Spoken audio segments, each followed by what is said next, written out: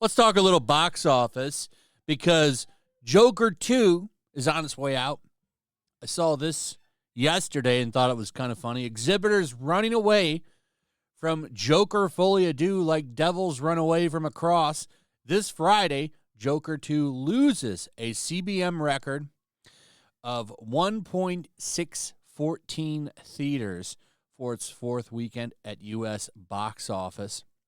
More than anyone, IMAX theaters forced to screen the film for empty auditoriums for 3 weeks due to the 3-week deal they agreed with WB on, is kicking Arthur Fleck out of every single one of them as soon as midnight hits. From major fall season hope to persona non grata, Joker won't be missed anytime soon by the exhibitors' circle. I didn't know they had a 3-week deal with IMAX. Oh, that's rough. So they're losing theaters at a record rate, a record for comic book movies. Now down over 1,000, almost 2,000 if you round it up, which I'm sure will probably happen by the end of the weekend.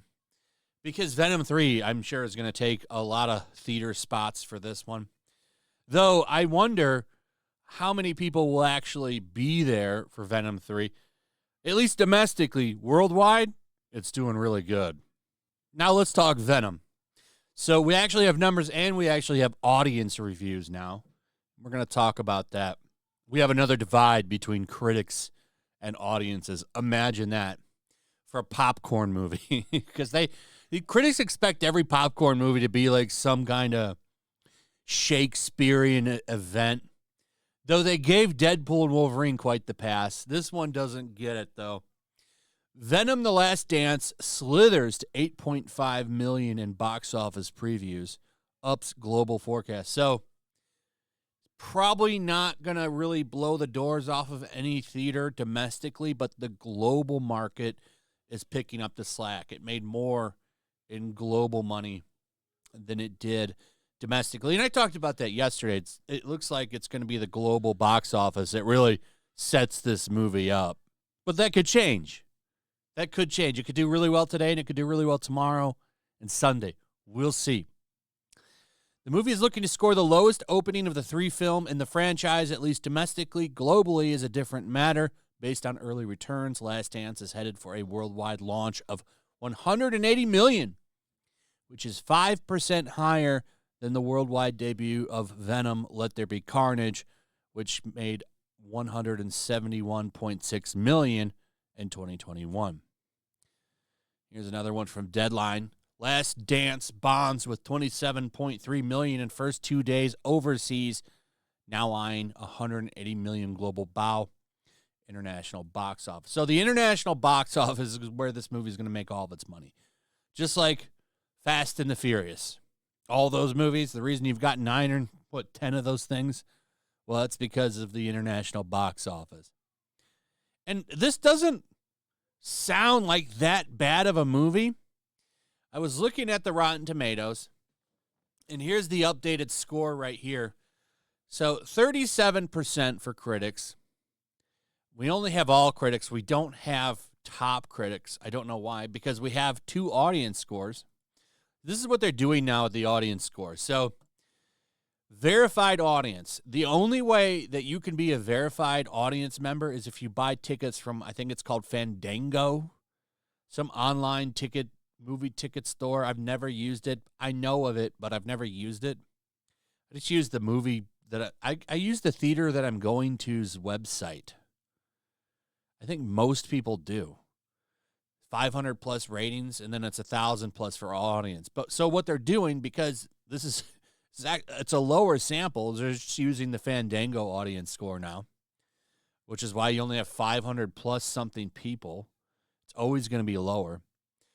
And for future movies, I wonder how different these scores might end up being. It'll be interesting. That'll be an interesting conversation. But verified audience is sitting at 77%. All audiences at 74%. And what they're doing is they're putting their Fandango score first. So that will always be probably a little bit higher, I think, than the all-audience score. It'd be funny if it ever ends up being lower, but I don't think that'll happen. Either way, that's about what I expected. I was thinking it would be more in the 80s. Audiences are a little bit more forgiving than a lot of these Hollywood critics.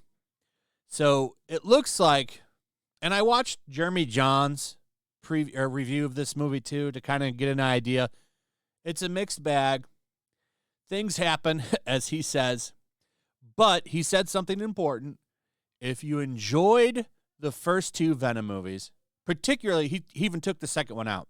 If you just enjoyed the first Venom movie, you'll like this one. Because the second one's it's not very good. In my opinion, the second one is not very good. First one, I liked the first one.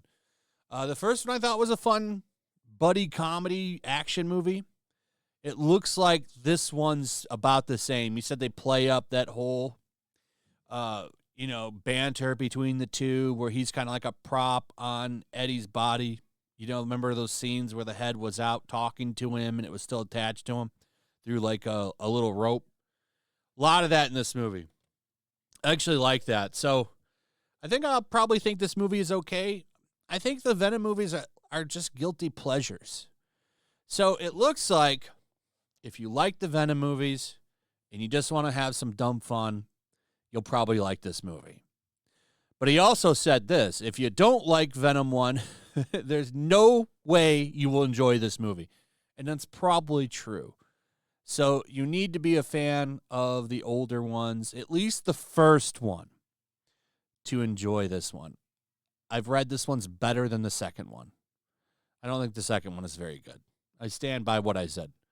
If you're ever going to make an R-rated Venom movie, that should have been... They all should be rated R, number one. Not Craven. Oh, who is the moron executive at Sony that's like, we're not going to make Venom R-rated, but we're going to make Craven R-rated. Wow, that was brilliant. You're a genius. What an idiot, man. If these movies were R-rated, man, could you imagine what they would do? These movies would be just... even if nothing changed other than the violence going up, it would improve these movies so much more. And these movies are pretty violent. They definitely push PG-13 in some ways, but it would just be so much better if they didn't have to not push the envelope. So if they could push the envelope harder and not have to worry about keeping a PG-13 rating. But here's what some people have to say about it. There's still some bad ones in here because it's at 74%. Or 77 if you just go by Fandango. So we're going to go with the 74% all audience. And it's mixed. 74%, there's still going to be a lot of bad reviews in there. Poor plot, bad comedy, and a complete waste of time. This franchise should have stopped at the first one. Here's someone that really liked it. Best third act of all three movies. A very fun, entertaining movie with a lot of heart. Really well done. Love the storyline between Eddie and Venom. I see this movie as a great bow tie. Yeah, but it won't be the last one. Not if this does really well. And it's looking like it's going to make a profit. Because it's going to make its initial budget. It's because it was like $150 million, something like that. I believe we talked about that yesterday.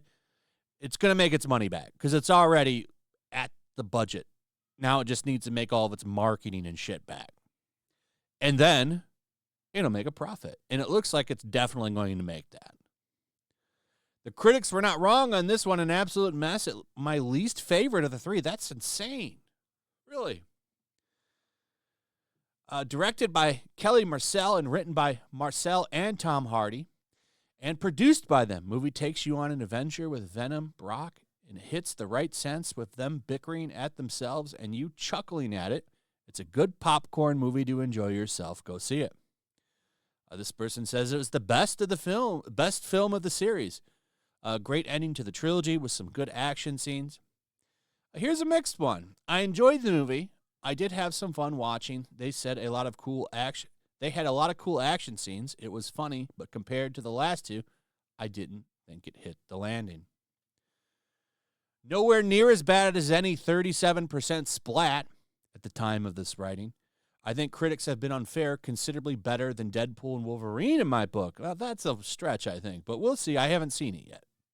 Not anywhere near as awesome as Sony Animation's Spider-Verse, but miles better than the tripe Sony is spewing out with its Spider-Man license. Yes, looking at you, Madam Web. Venom The Last Dance may, in fact, be my favorite Venom movie. Okay, so, like I said, a lot of mixed reviews here, but mostly skewing towards the positive. There's also this. We'll end it with this here.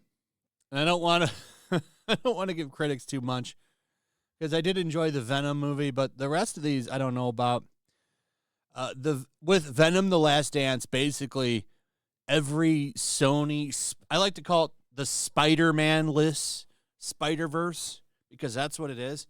All of these Spider-Man movies without Spider-Man that Sony has done are all rotten with critics. Venom Let There Be Carnage, 57% critic. Is that still rotten? How the hell did they like Let There Be Carnage over the first Venom? Are you kidding me? This is how you know critics are messed up. So out of these three here, Let There Be Carnage, 57%, Last Dance, 37%, Venom 1, which is the best one, unless this one blows me away. I don't know. But in the first one is objectively better than the sequel. That's kind of strange. Maybe they just gave it a higher review because they think Venom and Eddie are gay, which is not true. That's been debunked. Morbius, 15%. Madam Web, 11%. They're all rotten. Morbius sucks. Madam Web sucks too, but Madam Web is so bad that it's kind of funny and good in a way. Madam Web is an awful movie, but some of the shit that it does is unintentionally funny. So I think that Madam Web actually might become a cult classic over time, kind of like The Room. Because, yeah, I do think Madam Web ages as like a cult movie. It's so bad that it's good. I really do, because it really is so bad. Like there's some shit that I laughed my ass off at in Madam Web.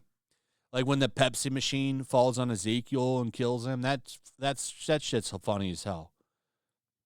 Anyway, that's pretty much it. Looks like Venom is going to make money thanks to overseas international box office numbers.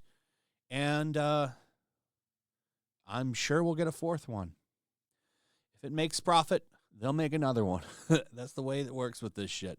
Anyway, that's it. Let me know what you guys think about all of this. Are you going to go see the movie? I have tickets for tomorrow. Plan on seeing it tomorrow before my stream. Then we'll do a full-on review tomorrow night. 10:30 p.m. Eastern Standard Time. Saturdays, that's when Flashcast is, so tune in. Please share this video. Throw a like up. Subscribe. Hit that notification bell, and we'll see you on the next one. Peace.